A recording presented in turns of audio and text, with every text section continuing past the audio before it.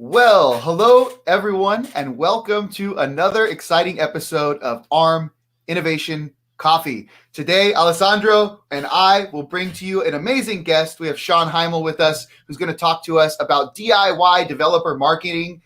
And I hope you're curious about this because I am. It sounds like it's going to be like a really fun episode. Alessandro, before we dive into this, I know you have some stuff to talk about, and I want to remind everyone, of course, the chat is open. Feel free to post questions throughout the episode. Interrupt us whenever you want. We'll bring them to our guest. Maybe Alessandro and I can answer those. Smash the like button. Follow us on YouTube. So there you go. Alessandro, all you. Thank you, Robert. Hello. Welcome to the show, everyone. I just wanted to say that basically we've, before this show, I was actually looking at how many shows we've done, and I realized that this is the 10th month, right? So we've tried some stuff prior to being on the ARM channel, on my personal channel actually, and then we moved to the ARM channel, and that it's been actually 5 months on the ARM channel. But what's interesting is that for 10 months, effectively, we've done, a show almost every week. We've stopped a couple of weeks over the summer and Christmas period, but all these shows have been about like tech-related topics, right? And today we're trying something slightly different. And I think we have special guests, and an awesome guest to actually try that with.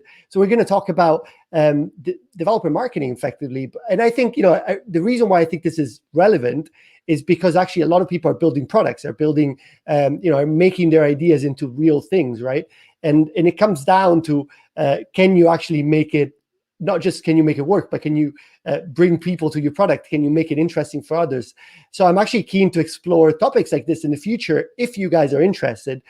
So please, give us feedback, share with us, your journey and ask questions. As Robert said, we're happy to take them, and Shawn will probably take most of them as well, given that we've got the pleasure to have him on today.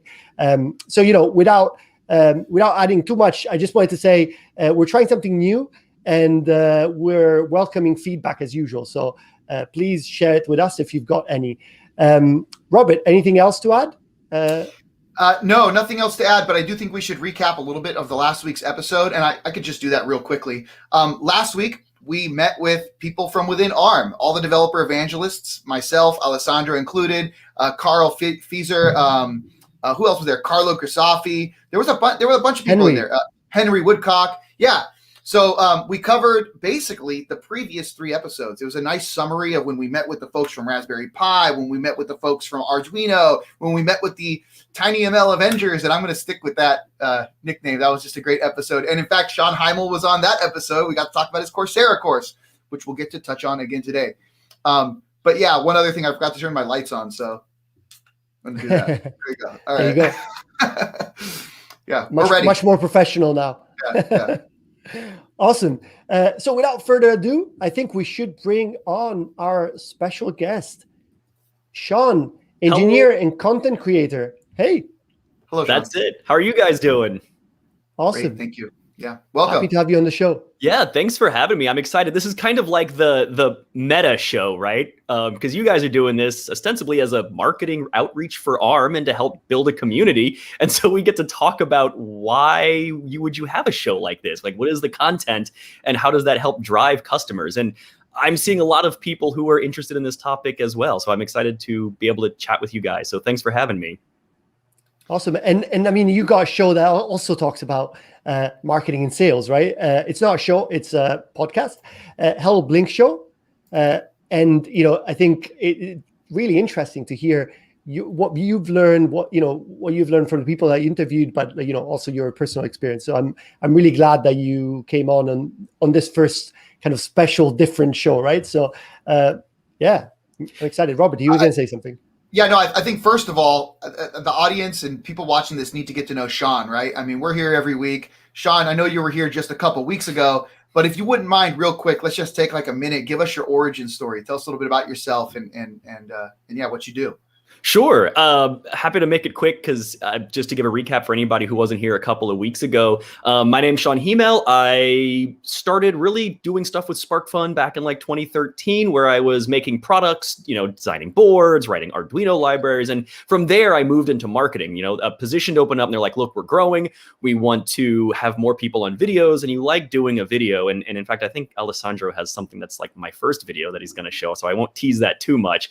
I will tease it and say that it was terrible, but I enjoyed doing it enough that I kept doing it. And the marketing department eventually just took me on as an, full-time in that position, where I got to make content. I played with new technology, taught people how to use electronics, went to events, made videos, wrote blog posts. And from there, eventually moved out and broke out to do my own thing, where I now contract that kind of work. And I worked with a few companies, mostly making videos is kind of my niche area around electronics, and specifically trying to teach people, because I find that the more you help, the better it is, the more trust you build, and the better it is for customers. So that's been my experience so far. So we can jump in with some of these. Real quick, I have to say that story with, what you were doing and what you just enjoyed doing, your company recognized it and kind of put you in a role that specialized in what you enjoyed doing. I really think that it's a unique trait that some people have when they kind of create work for themselves, but it's not work to them. They're creating work for themselves, but it's the things that they're really enjoying. And so they're just kind of going about their everyday life, doing the things they love, but many people look at it as work, and you're just like, I enjoy that. So, I mean, that's awesome. I'm glad that the company recognized you doing the things you love. Also, creating content, I mean, at least for me, it's a blast. So, yeah. And thanks for the shout out, Carlo. The RTOS series is the latest one I've been working on for DigiKey. That's a fun one. More. Yep. Awesome. Cool. So I mean, Shawn, you mentioned that there was a surprise for the guests, right? We've talked about it briefly in the green room before the show. So is it time, Robert? I do think it's time. Yeah. Let's do it. I'm nervous. Let's do it.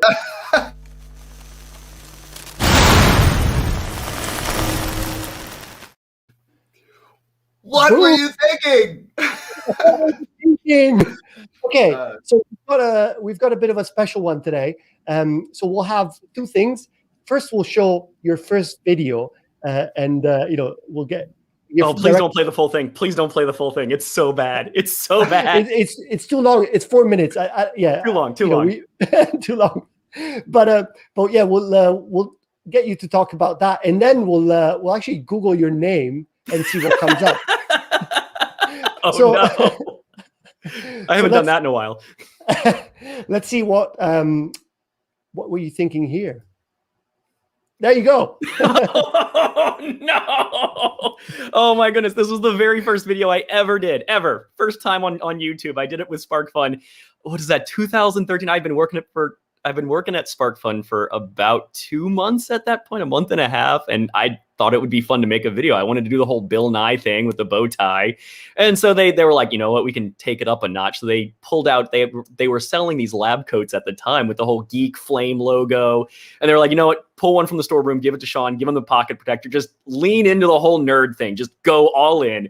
So we did it, and I blew up capacitors for fun to show people like, hey, electrolytics can fail open, where tantalums sometimes fail short, also cause fires. So it was a very fun video to make, because who doesn't like exploding things? But I was so nervous. I spoke really fast. I was sweating like crazy. I'm so glad that I had the lab coat to so you couldn't see anything. And it was just, people talk about being nervous on camera, and it's absolutely true. It took me years to get comfortable doing stuff on camera.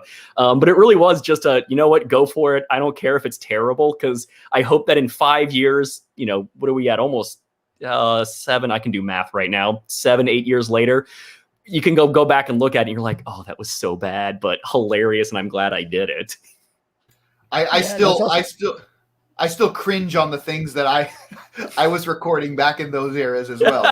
Yeah. That means you grew, right? That means you got better as a presenter, as a content creator. So that's a good thing. You want to look back on your work and be like, what was I thinking? Exactly. and actually, it's cool that 8 years later, you're actually still doing videos, right? And you're successful at doing videos. So, I think this is an example to everyone out there that's trying to or is scared of doing something, right? Don't be scared. You can see the video in the lineup to the right side, licking a 9-volt. That was my second video. It was also very cringeworthy. I mean, we could also click on that, maybe. Oh no! Why are we doing this? But yeah, that's an interesting title at least. I mean, I don't know if you actually do that. I did it. It tingles. There's a little bit of pain and it tingles. And they wanted to know like, oh, we should just lick 9 volts. And I'm like, how about the science behind why you actually feel this? That's nice. Awesome. Also, filming whiteboards is terrible. Yeah, it's not easy, is it? But it's great that you actually connected the science with the actual like physical, electronics things, right? I think I always thought that from your videos that's really interesting. Right. So now it's the second part. We've already Googled your name, and it's exactly what comes up on Google on images on Google. So we haven't handpicked them. This is it. This is you. That's a lot of Spark Fun stuff. Yep. Yeah, and I think let's pick one. I think we were kind of quickly talking about this earlier as well. What were you thinking here? Why is someone stuttering here? So the person that is doing operations on my brain is the one and only Jeff Branson, who also used to work at Spark Fun, and I believe that was at the 2015 USA SEF, which is a terrible acronym, but it was the USA Science and Engineering Fair Festival something. And it was Washington, D.C. put on this big festival. They had lots of different companies, schools, universities come, and they just kind of displayed fun tech things. It was part of this big push during the Obama administration for STEM. If you remember the whole STEM push, and DC hosted this thing where people could come and just view STEM stuff, just get people excited about it, Maker Faire, that kind of thing. And so Spark Fun went. This was, we were traveling to a bunch of events at the time. We probably had a dozen people there, and we taught people how to solder. And that night maybe I partied too hard, and I think I told Jeff Branson, I've got this, my head hurts, and he's like, I can fix it. And then so this is what resulted. Now I'm actually joking. We were just really just goofing around and taking funny photos of each other. And Jeff was like, I got an idea. Okay, let's make it look like I'm soldering into your brain. So it's like, that's what came out. I think I was like working for Sparkman for like a year. Well, and you stayed working there, so it was your bosses didn't get upset with the no, they loved this. They loved this kind of content. This is the stuff they would post all over, and like it would make it to their blog. They loved the silly stuff like this. Awesome. Last one, and then we'll move into as promised to everyone, we'll move into the marketing stuff. Here we go. This is actually Hackaday Remoticon 2020. Interesting. So it's from this year or last year now, but last Remoticon. Yeah, so Hackaday normally does their SuperCon every year. They couldn't because pandemic, so they had Remoticon to replace it. So it was a virtual event, and I taught a workshop doing tiny machine learning, where I did a keyword spotting system on that STM32 board. And those do run embed out of the box, but I just went with STM32 Cube IDE because that's the package I could download from Edge Impulse. And I was able to cram in how to fully train a keyword spotting system into a 2-hour workshop, which we moved really fast. People were like, that was so fast. I'm like, yeah, I had 2 hours. We did it though. At the very end, like me and a few others got it working. A few hours later, I got like tweets from people saying like, I got it working. They could say like, yes, no, hello, go, stop, whatever. And like the LEDs would blink. And that was really fun to see, like just people really going, I made my own keyword spotting system. And it like, right, it's like your ALEXA or OKGOOGLE kind of thing, where like you can now train this in like a couple of hours, which is crazy.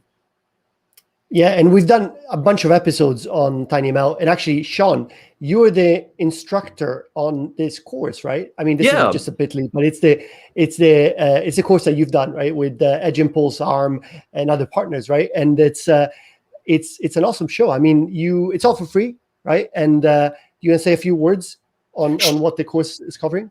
Sure. So you basically get to make what we talked about. You at the end, you make a keyword spotting system, but we also play with like an accelerometer to do like anomaly detection, like vibration detection, sensing, that kind of thing. And it's kind of this, I call it the appetizer course, right? We do some end-to-end stuff. You're using very high-level tools to do the training for you. So Edge Impulse makes it really easy for you to do this type of, machine learning training. You deploy it to an embedded system. They manage all of the versions for you, so you're not fighting with TensorFlow versions, because that's what I ran into when I did it myself the first few times, because that stuff's changing so rapidly.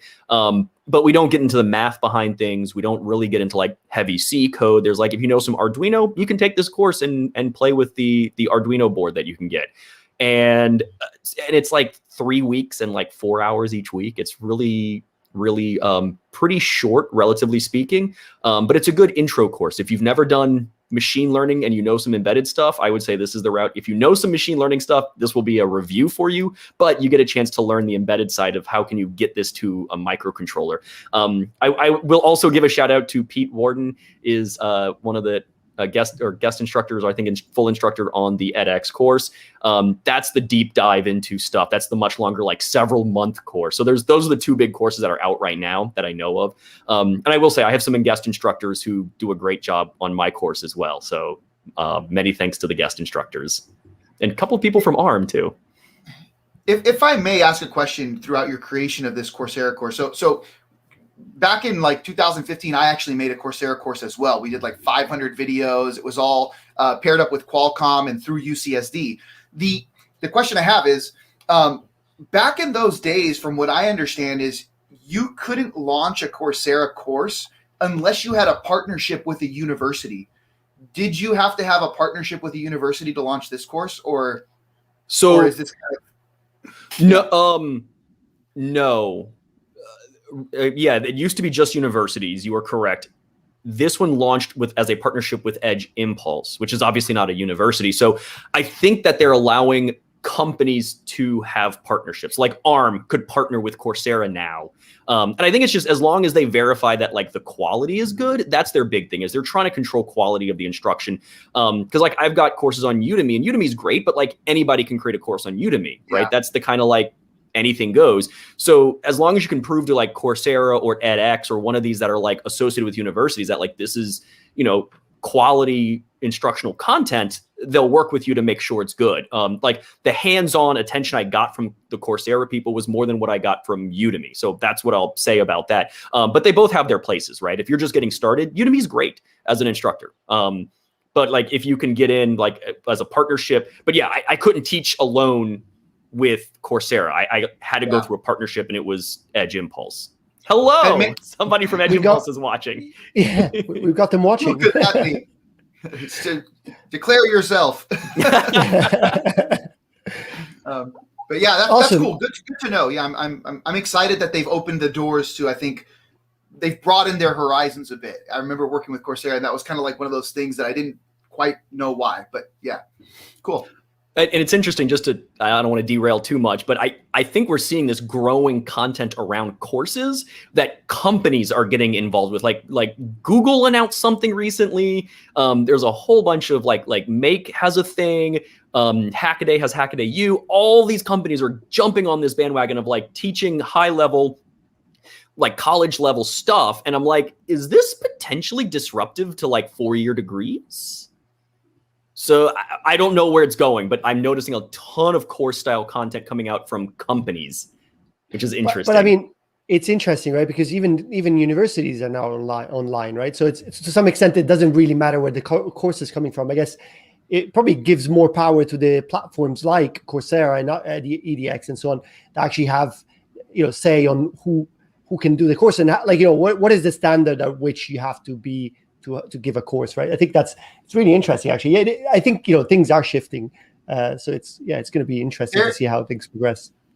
Universities are walking a very fine line right now. They have to be very careful. Mm-hmm. I mean, you have people like Elon Musk coming out there and saying you don't need universities. All the information you need is on the internet. If you want to learn, you can get it. And then, sure enough, with this whole pandemic thing, everything's going online, and universities have to justify a $50,000 tuition that is quite equivalent to things you get on YouTube. And so it's a fine line. They have to figure out their offerings, I think, or things just need to go back to normal. I personally loved my college experience, so I wouldn't have traded that for an online experience. But, you never know. Some people, I think, would.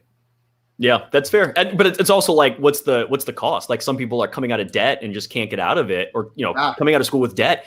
And so it's like, can we make something that gets people trained up in a way that they can use these skills without going into crazy debt. So I think there is, I think there's still an experience to be had, and maybe, for some things it might be worthwhile, but like, could you get ABET accredited with online only stuff? Like, we'll see, like, stuff's changing. So I'll be interested to see what happens.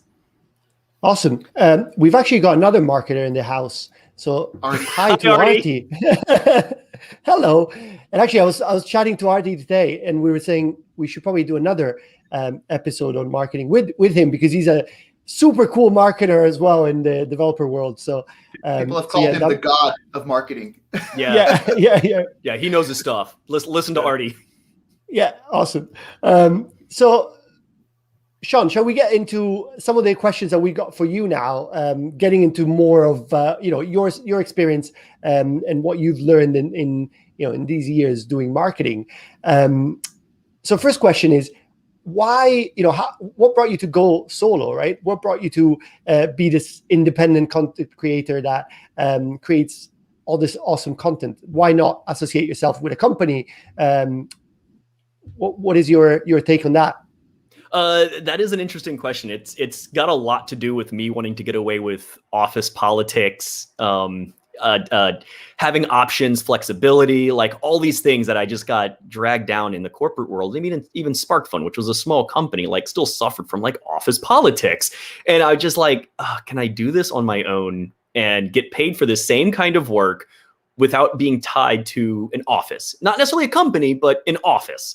And having to go in and deal with that. Now, one of these days I might find like, super awesome company and decide like, I'm done with all the risks and overhead that comes with, working for myself, because there are risks and there is a ton of overhead. Like, I work 6 or 7 days a week, and like, that's part of the job of working for yourself. Like, I do now all my own admin work. I have to do all the accounting, all that stuff that you didn't have to do before. So you have to take that into account if you decide to make the leap. And I was okay with that. Like, I don't have kids right now. It's like, I'm in a good place. I've got a safety net, all that stuff. I'm like, okay, I can try to make this work.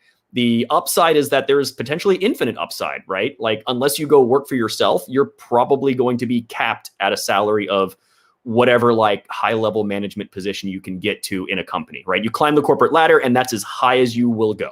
The only way to make more than that is you have to have ownership. So you look at like Bill Gates, Steve Jobs, Elon Musk, right? All your big tech founders that everybody loves. And you're like, well, what's the difference? I'm like, they were never corporate. They started their company. And so unless you start it, you will never have the ownership. You will always be stuck at that corporate cap of whatever they tell you that you're stuck at. Now, maybe you're CEO and you can write your own paycheck at some point, but that's about it. You still have to answer to a board, generally speaking. But there are risks that come with that, right? Like, I'm a contractor with other companies. They could slash my budget and tell me to take a hike tomorrow. And that's part of the game. There's not necessarily stability, right? I might have lots of work in December, January, making a Coursera course, and then not as much in February and March while I'm either troubleshooting or just like, looking around for the next thing or whatever it might be. There's just not a lot of stability. So if you have a family and you're like, I can't take the risk, I wouldn't leave corporate world. So that's something to consider there. But Alessandro, you mentioned something very interesting, and it's, I don't do a whole lot of my own content. I've got a blog. I post to it twice a year, maybe. I should really do more. I've got my own YouTube channel with all of like 4,000 followers, which is not a lot for a YouTuber. So my whole gig is I make content that is owned by other companies and they pay me for it.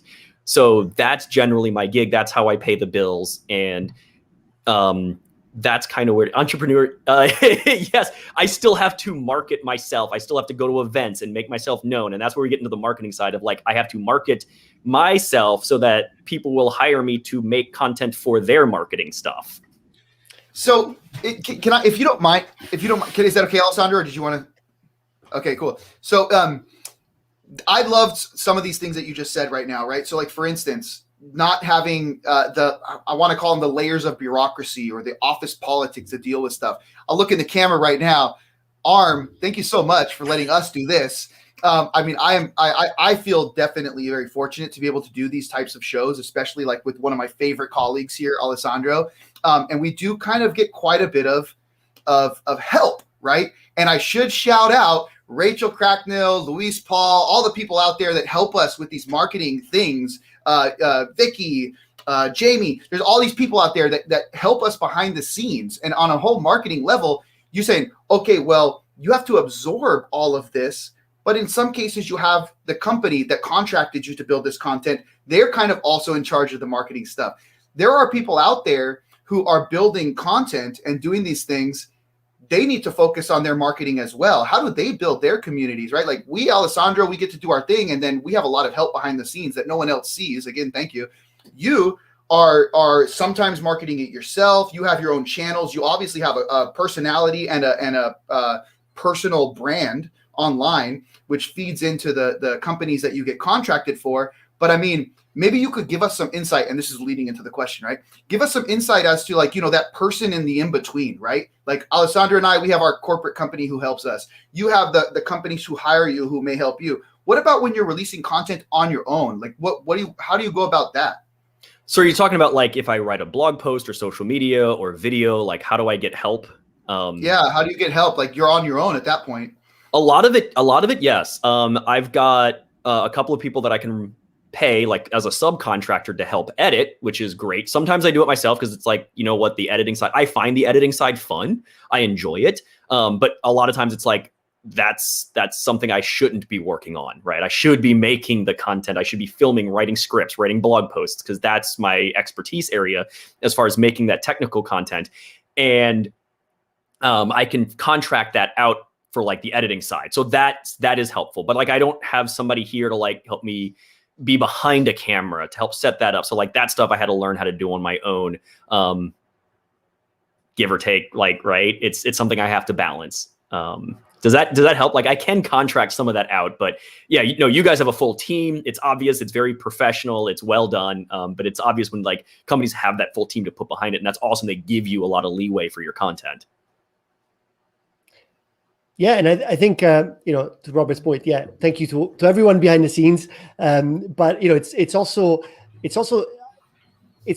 was an exploratory process for us as well, right? Like we'd never done anything like this, and we started and kind of went a bit on tried different things, right? So it's I think in that sense the only difference is that we have some support and you don't, right? So it's kudos to you for doing all this great stuff that you're doing on your own, right? And I think you mentioned some of the key kind of gains of being on your own and some of the risks as well, right? So that's interesting. I was going to go to the second thing that's actually related to this.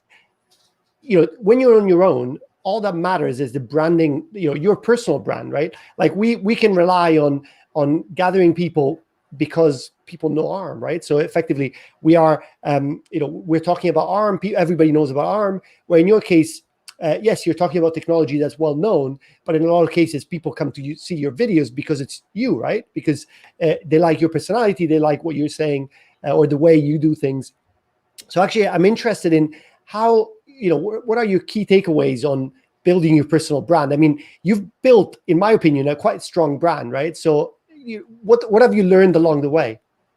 So that's interesting because I think you bring up a couple of different points here. First of all, there's your personal brand, right? Like there's me, Shawn, the bow tie guy that does the electronics on YouTube and whatever companies decide to hire me out. But then there's also like, if you're building a company, you have to consider that company's brand, right? Like if you're building a device, right? Like say you build a something around an ARM microcontroller and you want to sell that thing.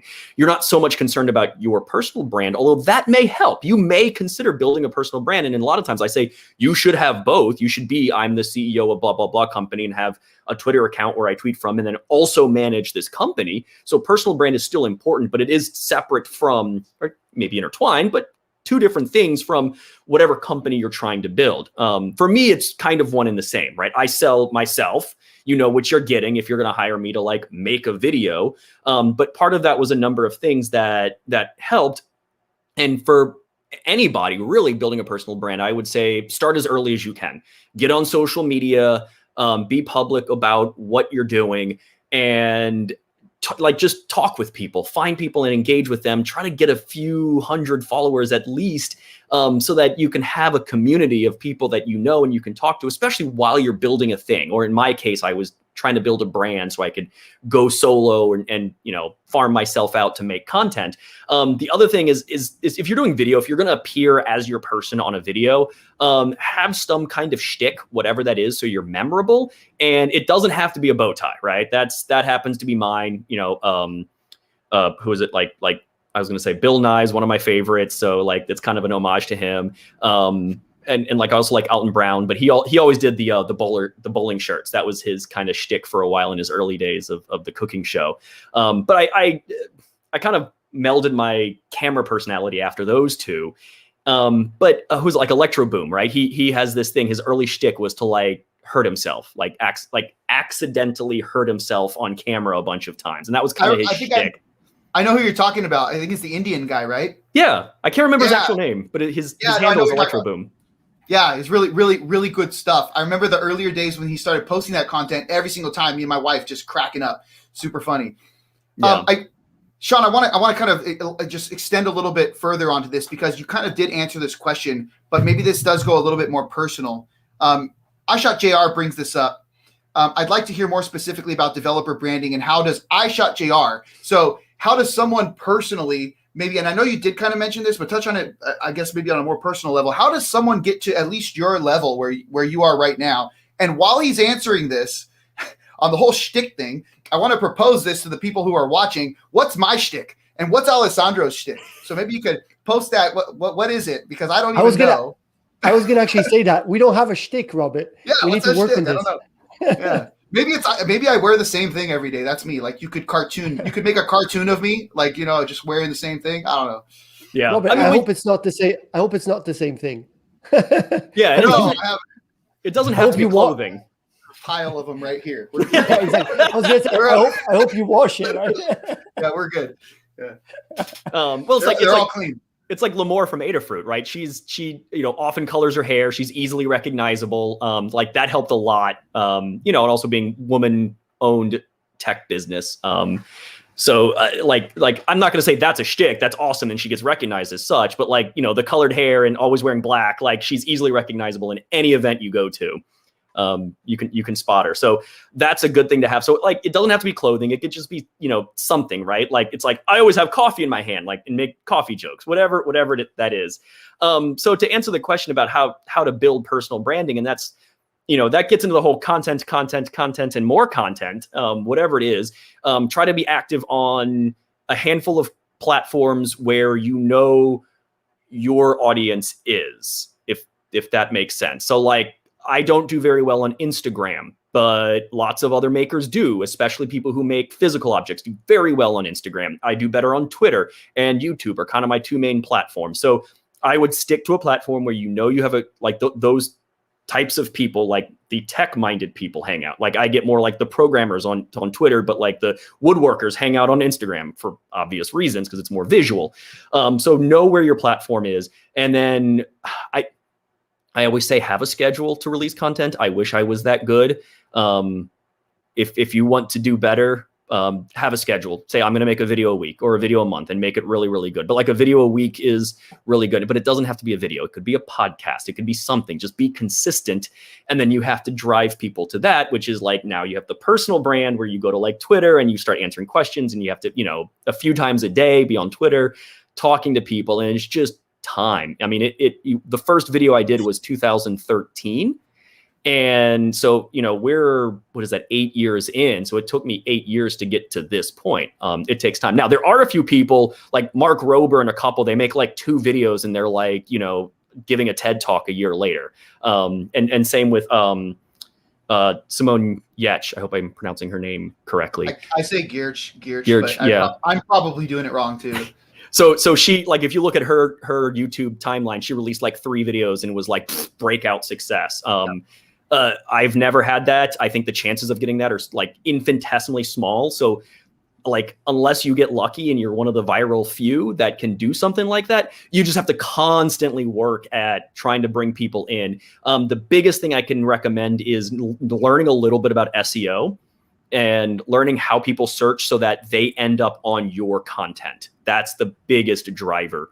Is I try to make content that people search for so they end up on one of my videos. That's the secret to success, is SEO. Now when you type RTOS, hey, my RTOS videos show up because I titled my video, "What is an RTOS?" Because people type that into Google. That's a big one. Drive people to your content, and then just when you have that shtick, people recognize you over and over and over again. For me, it was, even if I'm with different companies, people like, oh, it's the bow tie guy. Right? Or I show up at an event, it's the bow tie guy, and it just becomes recognizable. And that's why I say have the shtick. You don't have to, but it is helpful to be recognizable. So I hope that helps. SEO is a big play for me.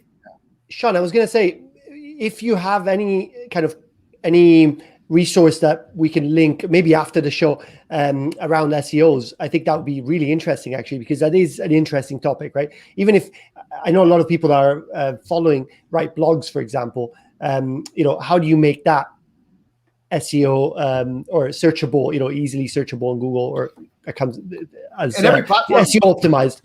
Yeah, and every platform has a different way, right? Like, I mean, YouTube, it's like you get 3 hashtags in your description, and the first sentence is the thing that matters the most in your description, things like that. Yeah. So if you could share resources, can I add one thing? Because you mentioned 2 things that literally drive me right to Elon Musk and right to Jeff Bezos. Okay, so consistency. I think consistency is key, but don't become complacent in your consistency. And this is from Jeff Bezos. If you're consistently consistent, then you might not be exploring the things that are failing in your consistencies. That's one. But always still be consistent. Set the timelines to the roadmaps. Number 2, from Elon Musk, I just saw a clip from this the other day. He's like, failure has to be an option. So this is another thing. Like, don't be afraid to fail, because if failure was not an option, then you would take a more conservative approach to everything. Thus not exploring innovative ideas and putting yourself out there for the fear of failure. So I think that those are also great things. Like, just put yourself out there and do it. Like, you stop asking yourself and just try it, and then learn from your mistakes. Failure is going to happen, and then grow from that. So yeah, I just wanted to elaborate on the things you said. Everything you said was amazing. Just wanted to add a couple little things. Yeah, no, those are really good. I think there is, we have a bunch more questions, but I'd like to take actually the 2 questions that I Shot JR is asking, because I think they're very relevant. And thank you, I Shot JR. You always ask awesome questions. Seriously, I mean, right? That's his shtick. Maybe that's the shtick, right? He's asking what is my shtick. Maybe you always have the right thing to say, and the right comment and the right question to ask. So do you approach vendors pitching content creation and its value, or do they find you? That is a good question. For me, I'm at the point where people reach out to me. I've got enough stuff out there that it's pretty easy to find me. You can go to my website, and there's like a contact me form. They can reach out to me on Twitter. It's just easy. And I have to turn away like 80% of the people who contact me at this point. And a lot of times it's like, I don't think you're going to get value out of a video. Either I don't have time, or I just don't think value's there for a video for you yet. So for me, people find me, and that's a good place to be for me. And I'm happy with that. Initially, it starts with having to go, and I never really hard pitched anybody. That works for some people. I've talked to people, and this is getting to the broader concept of how do you market. So if you've got a product, cold calling may work. It may not. I've heard both sides of this, where some people like targeted people on LinkedIn. We have a Hello Blink Show episode about this, where somebody was cold calling people on LinkedIn, and it worked for them. It absolutely worked. And then sometimes they're like, cold calling doesn't work at all. So that hard pitch, I'm going to put my money on, probably doesn't work the vast majority of the time. Unless you're really targeted and really know what you're doing and have some good like sales skills. That's a tough one. For me, it was building relationships. And that was like my really big contract first. and still to this day is DigiKey. And I love working with the DigiKey folks. And that was building a relationship over years. And that was, I kept going to events, was the big thing, was in person. I would see the DigiKey people out of every single maker fair, every event I went to, and I just got to know them. And eventually it just came back and was eventually it was just like talking to them, and they're like, wow, we could really use some video stuff. I'm like, I may have some time on the side. Let me talk to SparkFun to see if I can do some work on the side. And I'd started as a side gig. And that's where the KeyCAD series came from. And then once I left SparkFun, they're like, can we get more of your time? Because I just did good work with them. And so that's how that developed. So really, I put my money on build relationships, don't hard pitch. Yeah, and I'm gonna kind of comment on this because I think this is really relevant. And I was thinking, I was actually mentioning it to you guys before the show.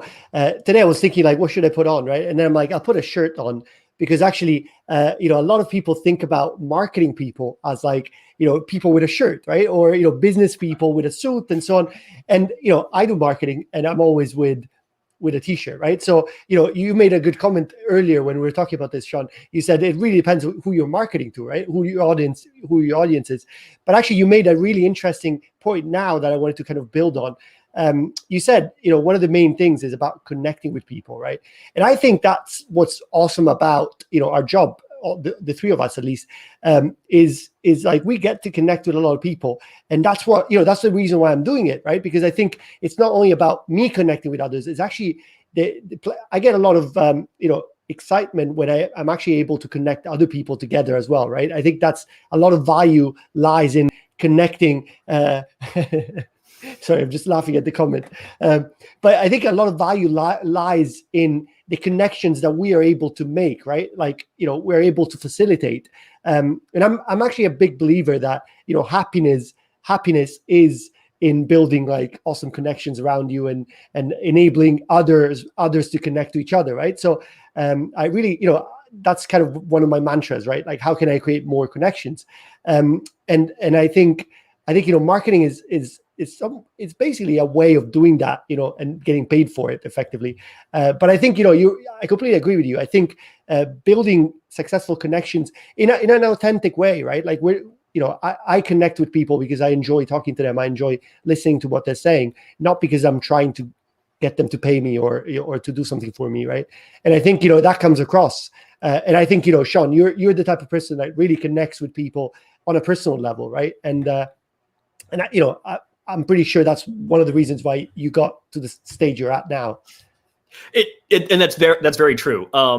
We, like you said, like we think of marketers as like the Mad Men style. And I'm like, yeah, that might work in like New York for certain brands, but in the tech world, like unless you can walk the walk, talk the talk. I want to say like 6-7 years ago, this idea that like we should really have tech people doing marketing started to like gain traction. And it's what the rumblings were there, like the whole developer evangelist or developer advocate, like started to come out of like, we should really have tech people on the ground doing marketing. And that's where I think this came out. And it's like, marketers, we have this view of like a marketer, like a used car salesman. No, they're not the same, but we have this view of them as such. And it's like, if you put somebody like that in a room full of engineers or programmers and you're like, sell this product, have fun, because they're going to throw a lot of questions your way and figure it out real fast that this is just a marketer. We don't want to talk to them. Like, let us talk to an engineer.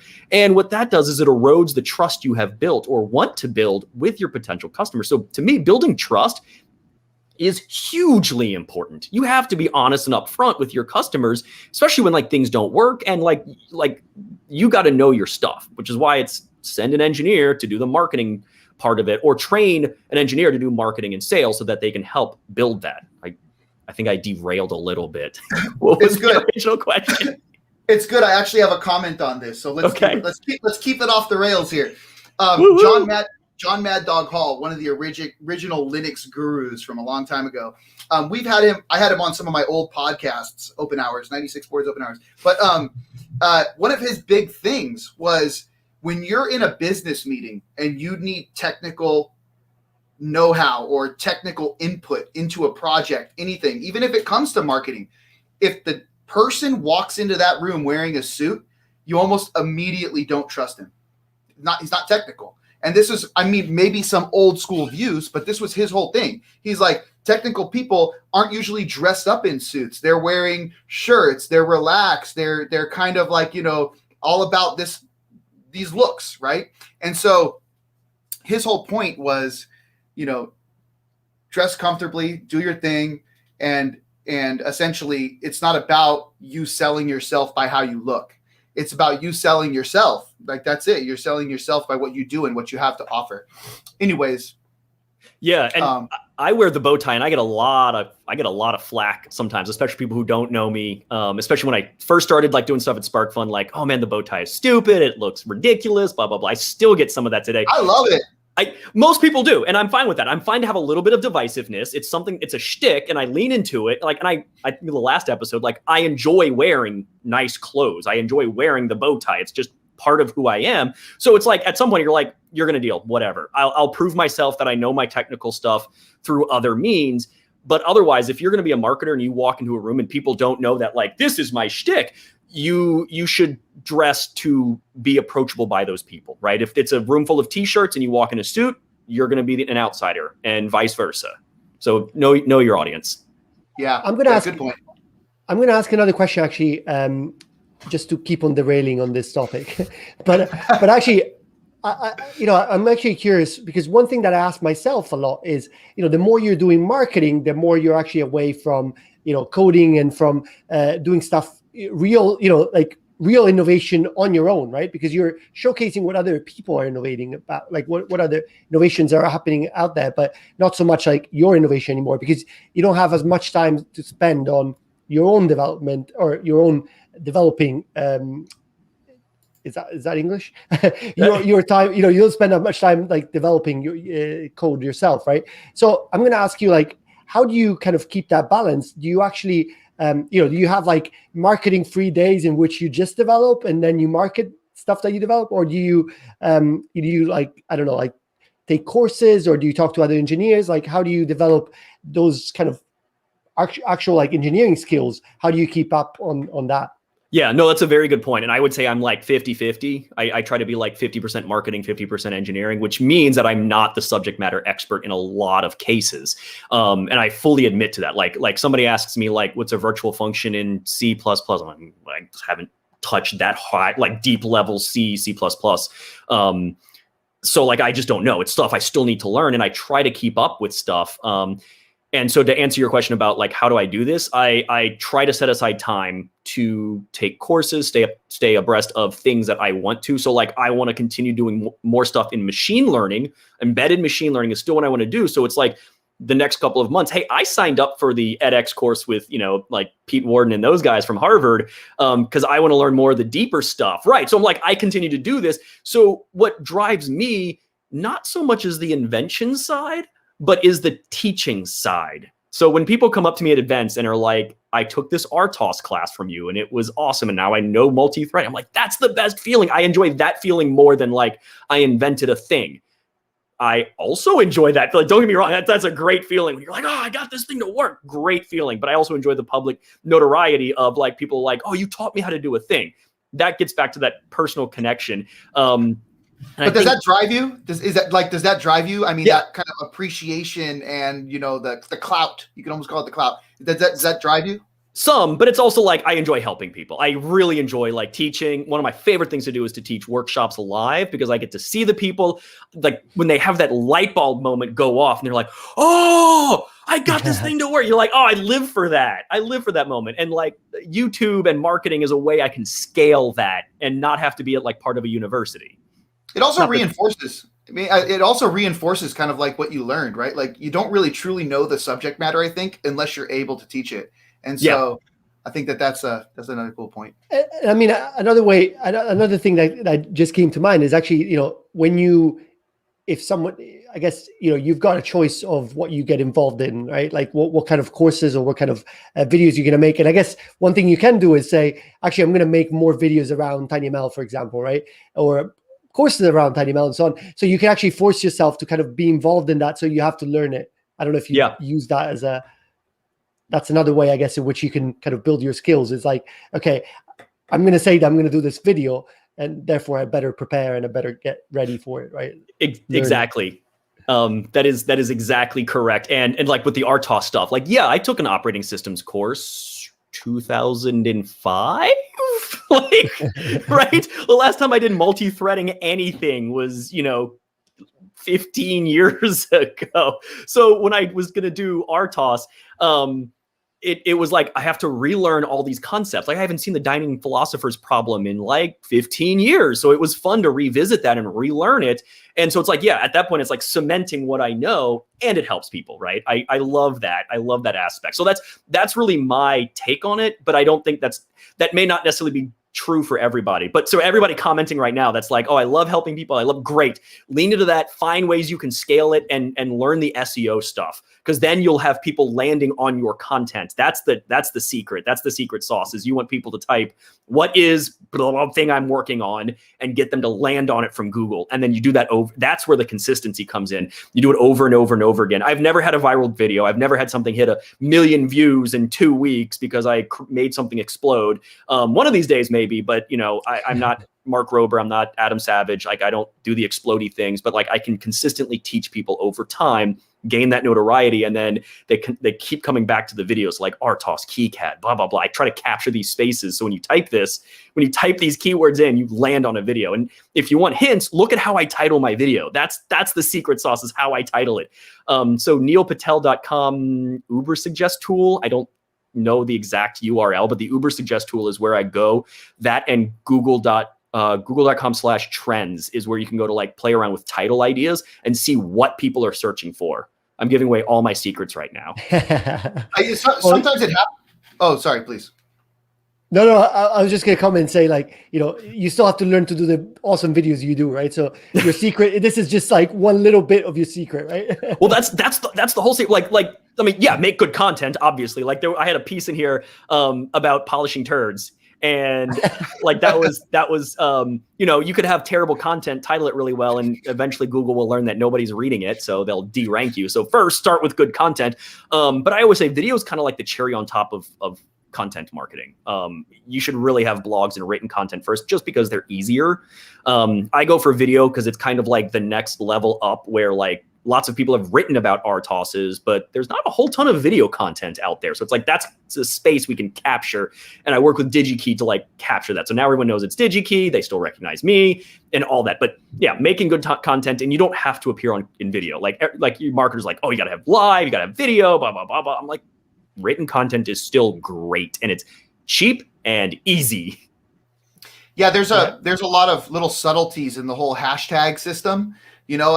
Back when we were first launching the Twitter channel, the ARM Software Developer Twitter channel, people were submitting tweets with some of these hashtags, and you go to Twitter and you search the hashtag, there's literally 0 mentions of that hashtag.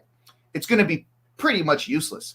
And then if you put in a hashtag that's so generic that there's like 100 million mentions, it's also going to be pretty much useless. So you kind of have to find these nice balances in where you're trying to ping, where you're trying to make it visible, who's going to find it, blah, blah, blah.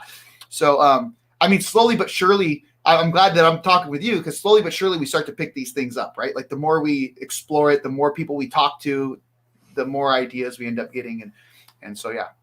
No, that's true. And that's the social media game that's another game that I don't know much about. Like the hashtag thing is very true. That's like titling your content piece, right? Like learning which hashtags to use. Like, how do you get picked up? Like TinyML right now is kind of in a good little niche, because like Edge Impulse watches that a lot. Edge Impulse, I'm sorry if I'm giving away your secrets. They'll watch it, and if you have like something interesting, they'll comment on it and engage with you. So hashtag TinyML is a good one if you're doing anything with embedded machine learning. So that's a good one that has some traction. It's still pretty niche right now, but like hashtag electronics, oh man, stuff gets buried in that. Like I lose everything when I title it. In fact, I should stop tagging stuff with electronics. But yeah, social media is a weird one to me, and that's very different than like your SEO content game. And hashtag ARM, I mean, you're literally going to get arms. So, it's like, there's another thing, right? Like that's a whole nother part of it. It's not about just being too much or too little, but finding the right hashtags. Then you go like hashtag ARM developer. But yeah. Yeah. I mean, that's so true. Guys, I wanted to like bring everyone to another point actually. But before doing that, I wanted to just say, you've got roped into this, Shawn. You probably don't know about it, but we've been talking about doing a 24-hour episode for a while now, and someone is saying that David W is saying that you're natural and that we should do it, and David Tischler is also saying he can't wait for it and he's already planning for his 1 hour. So I think we'll have to talk about that, Shawn. Oh my goodness. Okay. I'm gonna start building it out. Alessandro. Okay. Fine. I'll let you do it. But jokes aside, I wanted to really get to the other topic that we wanted to discuss. I know we don't have much time, but I wanted to kind of end on this maybe, given that it's something that we've been planning to do for a while. Podcasts, right? Like, you're running a successful podcast called Hello Blink Show, right? And I wanted to kind of just pick your brain on what works, what doesn't work, like what you've learned throughout the I don't know how many months you've been doing this for, actually. So maybe you can share that as well. Yeah, so about a year, and Harris, if you're listening, so Harris is my co-host. I'm sorry, because I'll say that we have probably about 100 subscribers. It's really hard to measure subscribers on podcasts. It's a very targeted thing. Yes, helloblinkshow.com. If you are interested, Harris and I chat about these kinds of topics. If you are interested, not just marketing, but also like sales, because Harris knows the sales side. Like, how do you do a sales pipeline and newsletters and measure people coming to the site and, trying to nail down the sales cycle. I do mostly top of funnel. How do you get eyeballs on your site? So we kind of complement each other that way. And we talk about it. It's bi-weekly. And we also bring on guests, people who have had success creating their own widgets in the world or software and running their own businesses, stuff you don't hear about in the news. We like to bring these people on who are like, you can do it. You're not going to probably make it to Elon Musk level, because that's nearly like the chances of that happening are infinitesimally small, but like, you can still run a business and you can still very much enjoy and have a great life doing it and think that and feel like you have control and ownership of this. So we have like Jonathan Georgino with the Nova and Matt Liberty with the Jewel Scope. We've had them on the show to talk about their successes. And so with podcasts, it's a weird one. Podcasts are very popular right now. It is very much red ocean. If you're familiar with red ocean, blue ocean, lots of people doing podcasts. So it becomes its own product. You have to figure out how to drive people to it. So you almost have to yes, you make a podcast. Now you have to market that podcast. So if it's ARM, you're now marketing the thing that you're using for marketing. So it's how do you drive people to this thing that is now content that people continue to engage with, right? So for ARM, that would be like, we want to engage with developers or whatever it might be. And so for us, this is a side project for Harris and me. And it's really just, can we chat with cool people and talk about the things that do not get talked about in the tech world, right? There are marketing events, but tech people don't go to marketing events, and probably for good reason. It's full of the marketers that people have bad associations with. Not that they're bad people. It's just tech people are like, I'm not going to marketing events. I would only go to one to learn something specific, but I don't know. That's not generally who I want to rub elbows with. We go to tech events. I'm a tech person. I love tech events. I'll go to the ARM developer. I'm forgetting, what is the ARM developer conference? Dev Summit. Thank you. I'm like, oh man, I'm going to look terrible right now. Before that, it was TechCon. So you might have. Yeah. Or like SuperCon or any of these tech things. And then what ultimately happened with us, for both me and Harris, people would come up to us and I'll start asking us all these marketing questions. Like, all these tech people want to know all this marketing stuff, but they don't go to marketing events. Like, there's got to be an outlet for this type of content. So the thing I would recommend is find the thing that people want to talk about that aren't talking about. That's the key in marketing all the time. But that would be good thing for people to engage with on a regular basis.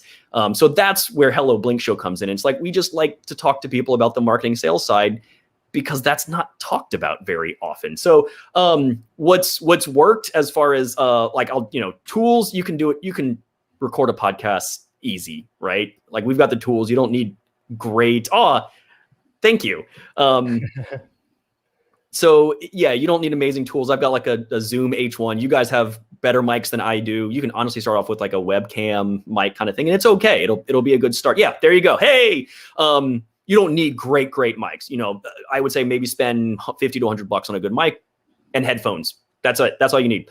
And it's really about consistency and making sure you know your audience as you're whatever you're talking about. That's the big thing. And have fun. Have fun with it. People will pick up very quickly if you're not having fun with it.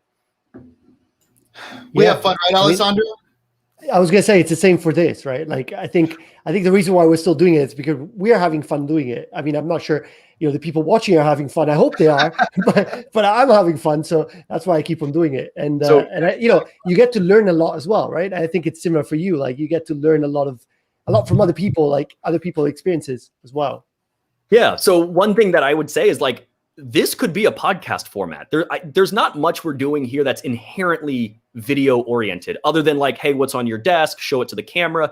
But like this Innovation Coffee could easily just be like, we're gonna turn it into an audio and then post it somewhere, and then you guys don't have to come up with separate content. So you can duplicate the efforts to just put this one piece of content on several platforms.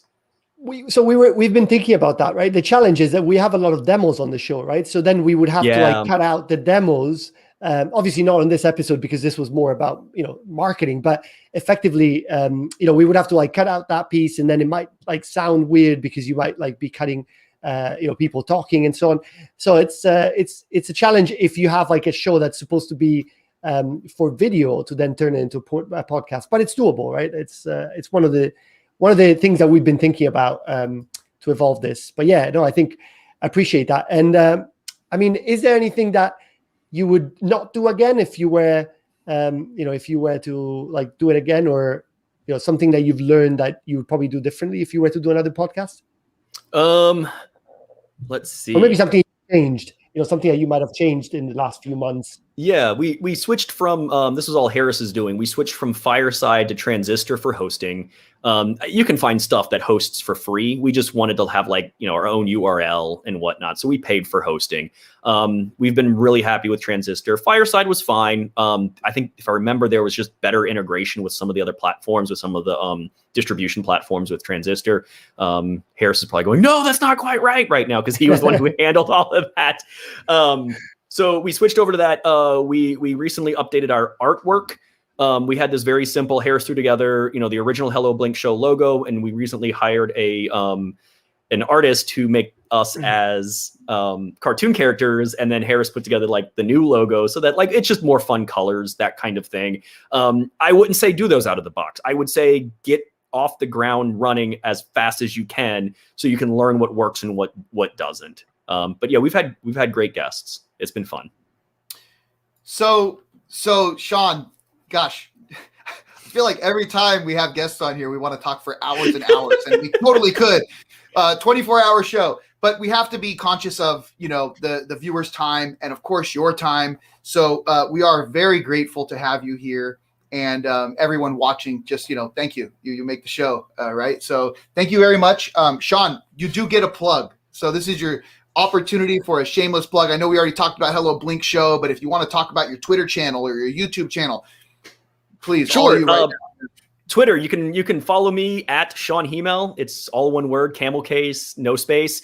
And there's the course that was just released, the Tiny ML course. So it's Introduction to Embedded Machine Learning. There's the link to it. That's on Coursera. And Hello Blink Show. If you're at all interested in some of this marketing stuff, give us a follow, give us a listen. Let us know what you think. We're still trying to figure out the direction of the show and what people really want to learn from it, because it's kind of a niche audience, but there is some growth out there and people are interested. I'm frantically posting your stuff in the chat. I was just going to say, so Ayan is saying, stay creative and I will see you next time. I imagine he's talking to you, Shawn. Or maybe all of us, I don't know. But yeah, I think it's been awesome. I mean, this was a really interesting show, and I will be watching the next episode because I haven't watched the last episode of Hello Blink Show. So I'll be on the next one. When is the next one releasing? Let's see. It should be one just came out this week, I believe. So then we should come out in the next, bi-weekly. So March 8th will be the next episode. We've got a bunch queued up. And hopefully we can work out something where we have both of you on, because I'd love to talk about live streaming and how that works. 100%. I'm down. That will be in the future. Stay tuned. Yes. So last plug here. I Shot JR, one of our esteemed veteran community members here, is hosting a meetup later today. I believe it's at 5 p.m. Pacific time. So I posted it in the chat already. But if you have time, I'll be talking. I'm going to be showing off my wonderful board, and I'll be unboxing some hardware, some cool hardware. So surprise, surprise. But yeah, check it out. It's a show and tell. Bring some hardware and show some stuff off yourself. But yeah, once again, thanks, Shawn. Thank you. Alessandro, close us out. Let's do it. Let's do it. So thank you, Shawn, again. This is his Twitter. For anyone watching, go follow him.